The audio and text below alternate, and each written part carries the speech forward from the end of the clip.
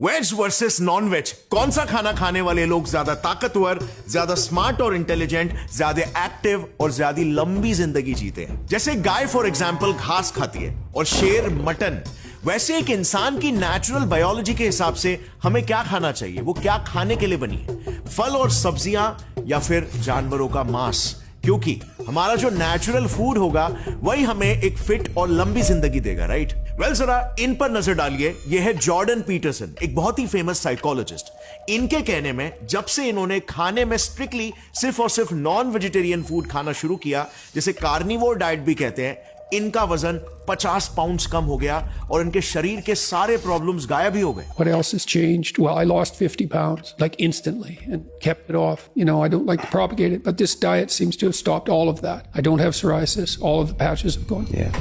Now that's interesting, right? वो भी एक इंटेलेक्चुअल साइंटिस्ट ऐसा कह रहे हैं। और भी कई सारे लोग हैं जो इसी सेम एक्सपीरियंस का जिक्र करते हैं कि नॉन वेजिटेरियन डाइट ने उनकी लाइफ ही बदल दी। लेकिन दूसरी तरफ ऐसे भी लाखों लोग हैं जो एग्जैक्टली इसका उल्टा बोलते हैं। जैसे फॉर एग्जांपल ये टेडेक्स का टॉक ही देख लीजिए, जिसमें एक एंटरप्रेन्योर ये बता रहे हैं कि जब से वो एक वेजिटेरियन प्लांट बेस्ड डाइट में शिफ्ट हुए ना, उनकी जिंदगी टोटली चेंज हो गई। Over the next 6 months of following a primarily whole food plant-based diet, not only did I continue to experience crazy amounts of energy and mental clarity, but every single health issue I had battled since I was 3 years old went away.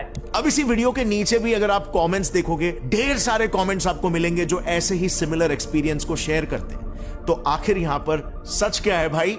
Well, सालों से चलती आ रही debate को ना आज once and for all settle कर ही लेते हैं, क्योंकि आज इस रेसलिंग मैच का रेफरी खुद साइंस होगा, जिसका मकसद सिर्फ एक है, सच्चाई को ढूंढ के निकालना।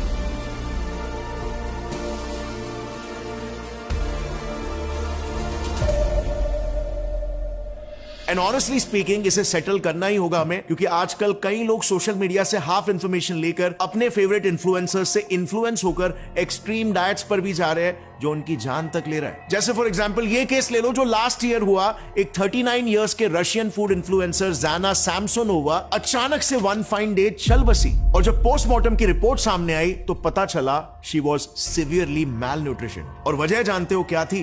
वेजिटेरियन छोड़ो, स्ट्रिक्ट वीगन डाइट। मैडम एक हेल्दी लाइफस्टाइल प्रमोट करने के चक्कर में पिछले कुछ टाइम से एक स्ट्रिक्ट वीगन डाइट को फॉलो कर रही थी, बिना उसके प्रोज एंड कॉन्स को जाने। एटलीस्ट 60% वेजिटेरियंस को already stage 3 vitamin B12 deficiency है, जो उनमें brain dysfunction, depression, memory problems या इवन अल्जाइमर्स जैसे साइकियाट्रिक और न्यूरोलॉजिकल डिसऑर्डर्स डेवलप कर सकते हैं। सो क्या वेजिटेरियन डाइट वाकई में एक फ्लॉड डाइट है? अगर ऐसा है तो ऐसा क्यों है कि जब हम फ्रूट्स खाते हैं तो वो हमें एकदम मीठा टेस्ट होता है? यानी कि बेसिकली टेस्ट के थ्रू हमारा बॉडी हमें ये सिग्नल दे रहा है कि ये खाओ, ये और खाओ, ये आपकी सेहत के लिए अच्छा है। बट कच्चे मीट को ऑन दी अदर हैंड बिना कुक किए हम गले से भी नीचे नहीं उतार सकते।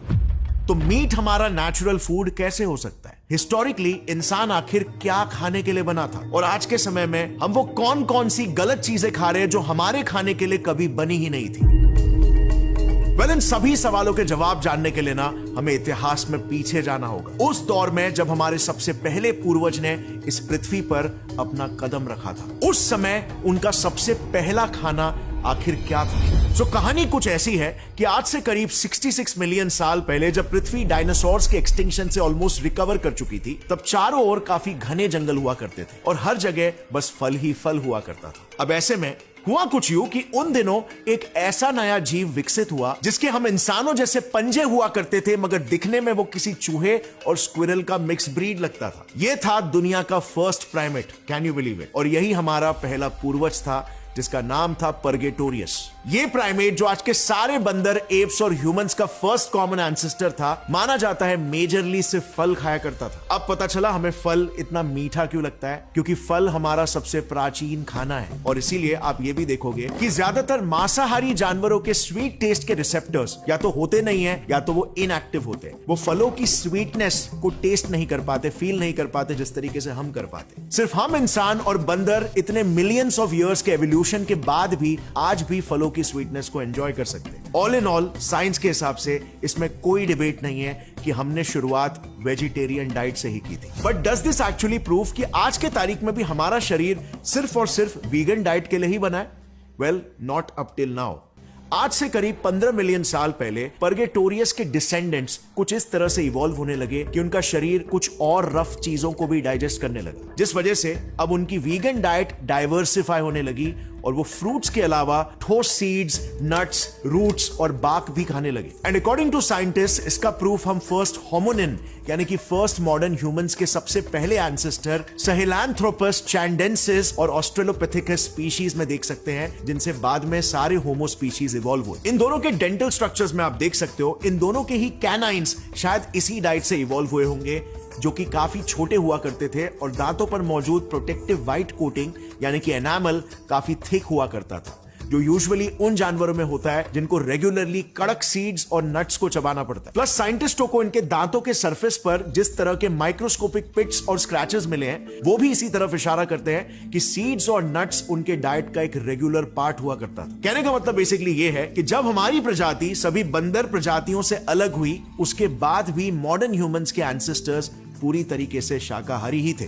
बट इसी एग्जैक्ट घड़ी में आने वाला था एक मेजर बदलाव। हमारे पूर्वजों ने जब सीड्स और नट्स को खाना शुरू किया, तो इसी डाइट ने हमें मांसाहारी बनाने की तैयारी कर ली। Let me explain you how did we become meat eaters. तो देखो, पहले क्योंकि हमारे पूर्वज फल, फूल और पत्ते खाया करते थे, जिसमें लिपिड्स और प्रोटीन्स कम होते हैं और फाइबर ज्यादा, तो इसीलिए उस वक्त उनमें लिपिड्स और प्रोटीन्स को डाइजेस्ट करने वाला स्मॉल इंटेस्टाइन छोटा हुआ करता था, और की come on the other hand, यानी कि लार्ज इंटेस्टाइन की शुरुआत में जो पाउच जैसा ऑर्गन होता है जिसमें फाइबर डाइजेस्ट करने वाले बैक्टीरिया मौजूद होते हैं, वो बड़ा हुआ करता था। लेकिन फिर जैसे हमारे पूर्वज सीड्स और नट्स खाने लगे जिसमें फाइबर्स कम और लिपिड्स और प्रोटीन ज्यादा होते हैं, तो इवेंचुअली ऐसी चीजों को पचाने के लिए उनका स्मॉल इंटेस्टाइन लंबा होते चला गया और इंस्टेड की कम श्रिंक हो गया। यानी कि सीड्स और नट्स पचाने के साथ साथ बॉडी में मॉर्फोलॉजिकल स्ट्रक्चरल बदलाव होना शुरू हो गए थे और ultimately they had a perfect gut, जो वेजिटेरियन खाने के साथ साथ कुछ हद तक मांस को भी पचा सकता था। पर ऑब्वियसली अब यहां पर मांस पचाने की क्षमता होना एक बात होती है और एक ही नजर में किसी चलते फिरते जीव को अपने नाश्ते के तौर पर देखना एक कंप्लीटली अलग बात होती है। नेचुरली हमारे पूर्वजों को एक ट्रिगर की जरूरत थी जो उन्हें मजबूर करता शिकार करने के, और ये ट्रिगर मिला आज से कुछ 2.5 मिलियन साल पहले, जब पृथ्वी पर एक मेजर बदलाव आया और घने फ्रूट से भरे जंगल खुले ग्रासलैंड्स में तब्दील हो गए। उन दिनों हर साल जनवरी से अप्रैल के बीच सूखा पड़ता था। उसमें कुछ हमारे पूर्वज ऑस्ट्रेलोपिथेकस स्पीशीज कॉल्ड रोबस्ट ऑस्ट्रेलोपिथ्स मजबूरी के बाद भी शिकार करना अवॉइड कर रहे थे और उसकी जगह पे लो क्वालिटी के प्लांट्स खा के गुजारा कर रहे थे, जिसके वजह से वो इवेंचुअली विलुप्त हो गए। लेकिन उसी दौरान ऑन द अदर हैंड कुछ ऐसे भी ऑस्ट्रेलोपिथ्स थे जो वैसे वक्त में मरे हुए जानवर और कीड़े मकोड़े खाना सीख गए, और इससे उनका गट, जो पहले नट्स खाके सिर्फ चर्बी पचाने के लिए अडेप्ट हुआ था, वो अब धीरे धीरे करके हाई प्रोटीन डाइट को भी पचाने लगा। और एग्जैक्टली इसी के ही वजह से, आई रिपीट, इसी हाई प्रोटीन डाइट के ही वजह से कुछ ऑस्ट्रेलोपिथ स्पीशीज तेज दिमाग वाले होमो सेपियंस में इवॉल्व कर गए। सो ये है बेसिकली एक बहुत ही क्रेजी फैक्ट कि आज हम इंसानों के पास जो तेज दिमाग है, जिसके वजह से हम एथिक्स, मॉरल्स और रिलीजियन के बारे में सोचकर नॉनवेज खाना त्याग भी कर पा रहे हैं, वो दिमाग भी नॉनवेज की ही देन है in the first place. Crazy right, but scientifically accurate. Discuss कर रहे थे कि कैसे आज हम नॉनवेज खाए या नहीं, ये सोच पाने की भी इंटेलेक्चुअल क्षमता हमें नॉनवेज खाने की वजह से ही मिली थी। इनफैक्ट कई एक्सपर्ट्स कहते हैं कि हमने ब्लेड्स जैसे धारदार स्टोन टूल्स बनाना इसी वक्त सीखा था जब हमारा दिमाग तेजी से ग्रो हो रहा था। उस समय क्योंकि हमारे पास लंबे कैनाइन्स नहीं हुआ करते थे हड्डियों से कच्चे मांस को चीर के अलग करने के लिए, इसीलिए हमने पत्थरों में धार करके उन्हें नाइफ की तरह इस्तेमाल करना शुरू कर दिया और मांस खाने लगे। अब ऐसे में आपके दिमाग में नेचुरली एक सवाल आएगा कि तो फिर हम कंप्लीटली मांसाहारी जानवर क्यों नहीं बन गए, जैसे लायन या टाइगर। वेल, इसके पीछे भी ना एक बहुत ही इंटरेस्टिंग रीजन है, क्योंकि बाकी मांसाहारी जानवरों के विपरीत हमने लक बाय चांस आग जलाना डिस्कवर कर लिया और नतीजन हम मांस को पका के खाने लगे। यानी कि हमारे पेट को कच्चा मांस खाने वाले जीवों की तरह इवॉल्व होने की जरूरत ही नहीं पड़ी, और इसीलिए ही आज तक हमें कच्चे मांस का स्वाद पसंद नहीं है, लेकिन पके मीट से नॉनवेज खाने वाले लोगों के मुंह में पानी आ जाता है। सो टेक्निकली अगर एवोल्यूशन के पर्सपेक्टिव से देखें तो ना ही हमारा शरीर स्ट्रिक्ट वीगन डाइट के लिए बना है और ना ही स्ट्रिक्ट नॉन वेजिटेरियन डाइट के लिए। हमारे बॉडी की मॉर्फोलॉजी के हिसाब से हम वेज हो या नॉन वेज दोनों खा सकते हैं बैलेंस न्यूट्रिशन एक्रू करने के लिए। और इसीलिए कोई वेजिटेरियन या नॉन वेजिटेरियन एक दूसरे को ये नहीं बोल सकता कि आप कुछ ऐसा खा रहे हो जो प्रकृति ने आपके लिए बनाया ही नहीं। Because as paradoxical as it may sound, हम वेज खाने की वजह से ही नॉन वेज बने और फिर हमें मीट नहीं खाना चाहिए, इतना सोच पाने वाला दिमाग भी हमारा मीट खाने की वजह से ही डेवलप हुआ। सो अब क्योंकि आपके पास थोड़ा सा हिस्टोरिकल और साइंटिफिक बैकग्राउंड है, सो नाउ लेट्स अंडरस्टैंड कि वेजिटेरियन और नॉन वेजिटेरियन डाइट में से कौन सी डाइट हमारे शरीर और हेल्थ के लिए सबसे बेस्ट है। सो इसके लिए हम दोनों डाइट्स को ना 4 अलग पैरामीटर्स में साइंटिफिकली कंपेयर करेंगे to decide the ultimate winner. Cool, then let's start. First parameter है स्ट्रेंथ। क्या लगता है आपको, वेज इंसान ज्यादा ताकतवर होगा या एक नॉन वेजिटेरियन इंसान? देखो इस केस में ना 19th सेंचुरी के एक जर्मन बॉडी बिल्डर है यूजीन सैंडो करके, काफी फेमस है, आपने सुना भी होगा इनके बारे में।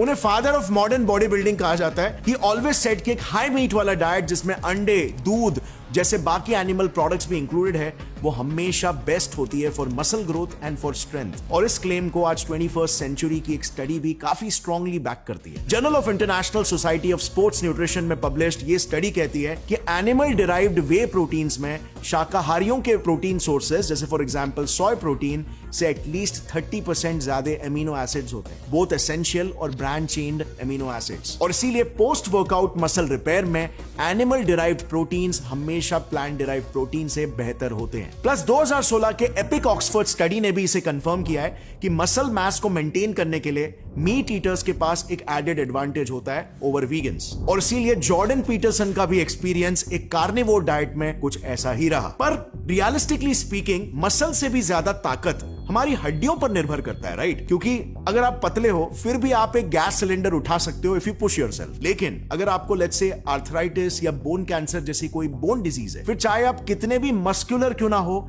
फिर भी एक सिंपल से सूटकेस को भी आप नहीं उठा पाओगे। सो बोन्स के स्ट्रेंथ के लिए आखिर कौन सी डाइट बेहतर है? वेल, लैंसेट जैसे रेप्यूटेड जर्नल्स में ऐसे बहुत सारे केसेस रिपोर्टेड है जिसमें लोगों को कैल्शियम डेफिशिएंसी की वजह से सिवियर ऑस्टियोपोरोसिस हो गए, यानी कि हड्डियां खोखली होने लग गई, जिससे उनमें फ्रैक्चर्स का रिस्क 30% से बढ़ गया। जानना चाहोगे वो किस टाइप की डाइट ले रहे थे? वेल, वो सारे के सारे वीगन्स थे, क्योंकि वीगन खाना खाने से उनके शरीर को रोज सिर्फ 500 से 700 मिलीग्राम कैल्शियम मिल रहा था, which is literally half of what your body needs on a daily basis. But यहां पर ना मेरी रिसर्च में एक बहुत ही इंटरेस्टिंग केस सामने आया आज से करीब 2000 साल पहले का। सो जो रोमन ग्लैडिएटर्स होते थे ना, उनको हमेशा एक वेल प्लान्ड वेजिटेरियन डाइट पर रखा जाता था और ये सभी वॉरियर्स यानी कि तगड़े योद्धा हुआ करते थे। सो वो अपने आप को स्ट्रॉन्ग कैसे रख पाते थे? वेल, इट टर्न्स आउट कि कैल्शियम की कमी पूरा करने के लिए उनके डाइट में थोड़ा सा ऐश यानी कि राख ऐड किया जाता था, और प्रोटीन्स की कमी को पूरा करने के लिए उन्हें बार्ली, बीन्स, ड्राई फ्रूट्स ऐसे मल्टीपल प्रोटीन सोर्सेस खिलाए जाते थे, ताकि एक सोर्स में जो अमीनो एसिड्स की कमी है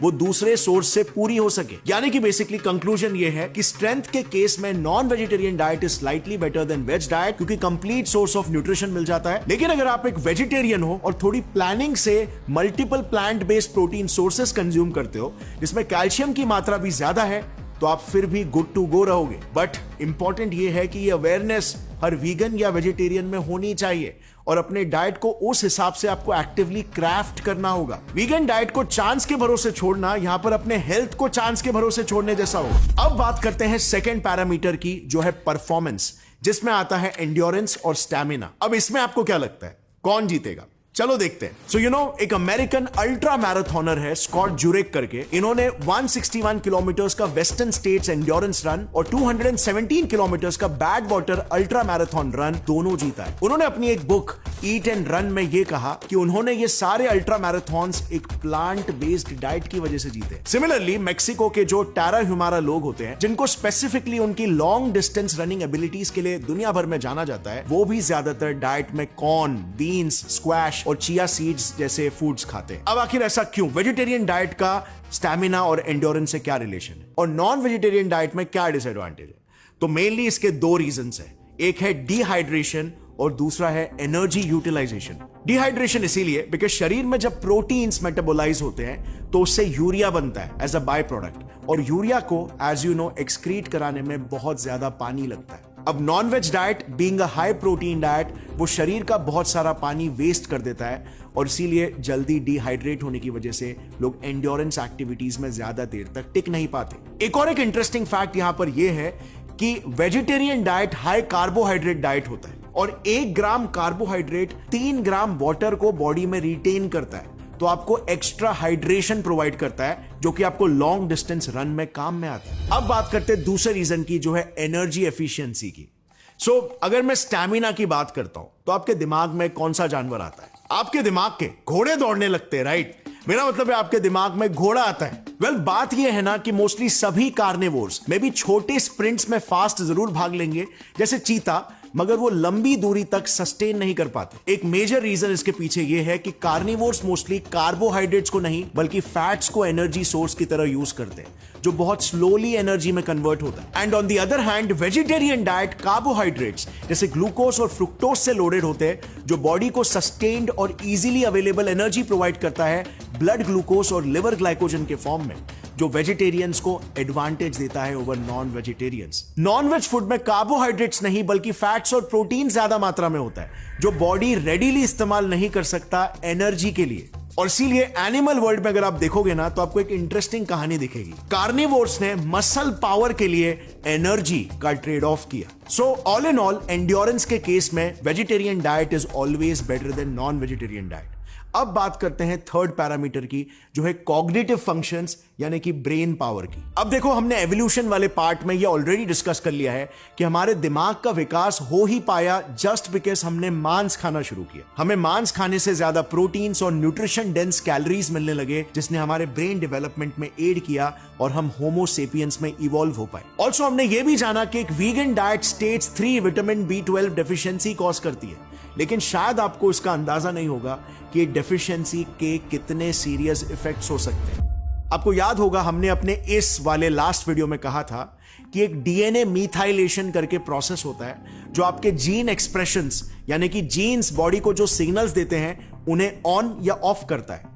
वेल गेस व्हाट, ये विटामिन B12 जो हम खाते हैं वो इसी डीएनए मीथाइलेशन प्रोसेस में सबसे अहम किरदार होता है। एंड सिंस क्योंकि हमारे ब्रेन को बहुत सारे हार्मोन्स और न्यूरोट्रांसमीटर्स रिलीज करने पड़ते हैं, जिसके लिए कई सारे जीन्स के एक्सप्रेशंस को रेगुलेट करना पड़ता है, तो इसीलिए विटामिन B12 डेफिशिएंसी का सीधा सीधा मतलब होता है ब्रेन हार्मोन्स और न्यूरोट्रांसमीटर्स के फंक्शन के साथ कॉम्प्रोमाइज। और यही वजह है कि मैंने शुरू में कहा था विटामिन B12 डेफिशिएंसी से साइकियाट्रिक और न्यूरोलॉजिकल डिसऑर्डर्स लिंक्ड है। अब यस, इस कमी को पूरा करने के लिए वेजिटेरियंस और वीगन्स विटामिन B12 सप्लीमेंट्स ले सकते हैं, काफी सस्ते भी आते हैं। बट कम ऑन, यहां पर हम एक फेयर कंपटीशन की बात कर रहे हैं, सो हम आर्टिफिशियल सप्लीमेंट्स को कंसिडर नहीं करेंगे और इसीलिए कॉग्निटिव फंक्शंस वाला पॉइंट जाता है नॉन वेजिटेरियन डाइट को। सो अब तक दोनों भी डाइट्स को 2 पॉइंट्स ईच मिल चुके हैं and we have a tie now, so we strongly need a tie breaker.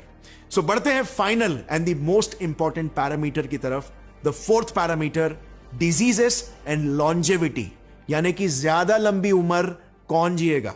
अब इस पर्टिकुलर पैरामीटर में ना गेम थोड़ा सा ट्रिकी है, जज करना थोड़ा मुश्किल है, क्योंकि अगर हम बात करें ऑल कॉज मोर्टेलिटी का, यानी कि स्पेसिफिकली वेज या नॉन वेज खाने की वजह से नेचुरल लाइफ स्पैन कम होती है या ज्यादा होती है, तो इसमें ऐसे कोई स्ट्रॉन्ग कोरिलेशंस नहीं मिले। इस पॉइंट पे कह सकते हैं कि दोनों भी डाइट्स कंज्यूम करने वाले लोग इक्वल ही जीते हैं। मगर अगर हम बात करें मोर्टेलिटी बिकॉज ऑफ डिजीजेस, यानी कि हार्ट डिजीजेस या कैंसर, तो यहां पर कहानी थोड़ी सी बदल जाती है। एक स्टडी के अनुसार वेजिटेरियंस में हार्ट डिजीज से मौत 24% कम देखी गई है नॉन वेजिटेरियंस के मुकाबले। लेकिन इसमें भी एक छोटा सा ट्विस्ट आ जाता है, ये heart diseases mostly red meat से कोरिलेटेड है, क्योंकि फॉर एग्जाम्पल इन्हीं स्टडीज में ही ऐसे भी लोग पाए गए हैं जो सिर्फ फिश खाते थे, नॉट अदर मीट, उनमें हार्ट डिजीजेस से मरने वाले लोग वेजिटेरियन से भी 10% कम है। So total 34% less than other meet eaters. So at least heart diseases के केस में इन जनरल को एक स्पेसिफिक कैटेगरी ऑफ डाइट घातक है ऐसा नहीं कह सकते, आपको बस ऑप्शंस को स्मार्टली चूज करना होगा। मगर नॉन वेज फूड्स में इन जनरल एक प्रॉब्लम है जो थोड़ी कंसर्निंग है। साल 2012 में कुछ रिसर्चर्स ने जब हमारे डाइट का हमारे स्ट्रेस हार्मोन लेवल्स पर क्या असर होता है ये जानने की कोशिश की, तो पता चला ऐसे डाइट्स जिनमें सैचुरेटेड फैट्स और प्रोटीन्स डेंसली पैक्ड होते हैं, जैसे कि मीट हेवी डाइट्स, उन्हें रेगुलरली कंज्यूम करने से हमारे शरीर में स्ट्रेस हार्मोन कॉर्टिसोल ज्यादा रिलीज होता है। इसका डायरेक्ट मैकेनिज्म तो अब तक रिवील नहीं हुआ है, बट कुछ स्टडीज मानते हैं कि पॉसिबली हाई सैचुरेटेड फैट्स और प्रोटीन्स हमारे डाइजेस्टिव सिस्टम को ओवरलोड कर देता है और इसीलिए स्ट्रेस हार्मोन्स रिलीज होते हैं। ऑल्सो एंड मोर इंपॉर्टेंट, ये साइड इफेक्ट सिर्फ आप तक ही सीमित नहीं रहता। स्टडीज में एक इंटरेस्टिंग ऑब्जर्वेशन पाया गया कि प्रेग्नेंट वुमेन जो रेगुलरली मीट खाती है, बीट रेड मीट और फिश, उनमें तक ये देखा गया कि उनके बच्चे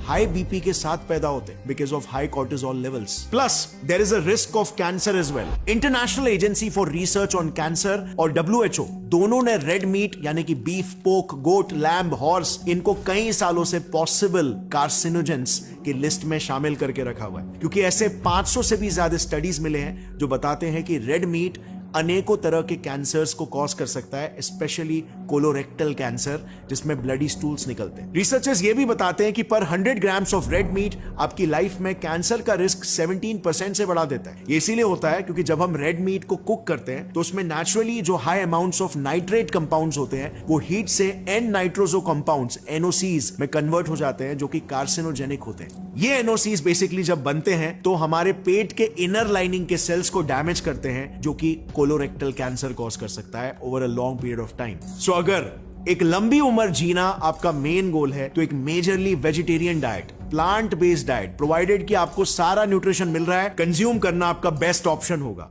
वेज डाइट में एंटीऑक्सीडेंट्स, फाइटोकेमिकल्स और फ्लैवेनॉइड्स भी भर भर के होते हैं जो कैंसर्स और क्रॉनिक इन्फ्लेमेशन से हमें प्रोटेक्ट करते हैं। लेकिन नॉन वेजिटेरियंस, आप लोग ना जितना हो सके रेड मीट को अवॉइड करो, क्योंकि मैं कहूंगा नॉन वेजिटेरियंस में 80% डिजीजेस यही रेड मीट की वजह से होती है। चिकन और फिश जैसे लीन मीट्स मॉडरेशन में खाना हेल्दी है और एक्चुअली में हमारे शरीर के हिसाब से रिक्वायर्ड भी है। B12 के लिए चिकन लिवर्स बेस्ट सोर्स होते हैं, जैसे फॉर एग्जांपल। सो गाइस, इस फाइनल राउंड का विनर कौन सा डाइट होना चाहिए? आपको क्या लगता है? I want you guys to conclude. मैंने सवाल नीचे पिन कमेंट में भी पूछ लिया है, तो सपोर्ट करने के लिए वेज या फिर नॉन वेज नीचे लिखना। देखते हैं किसको ज्यादा लाइक्स मिलते हैं। लेकिन जाने से पहले मैं बस एक लास्ट मैसेज देना चाहूंगा, हाथ जोड़कर आप जो भी डाइट कंज्यूम करोगे इतना मेक श्योर करो एक्सट्रीम्स में मत ले जाओ।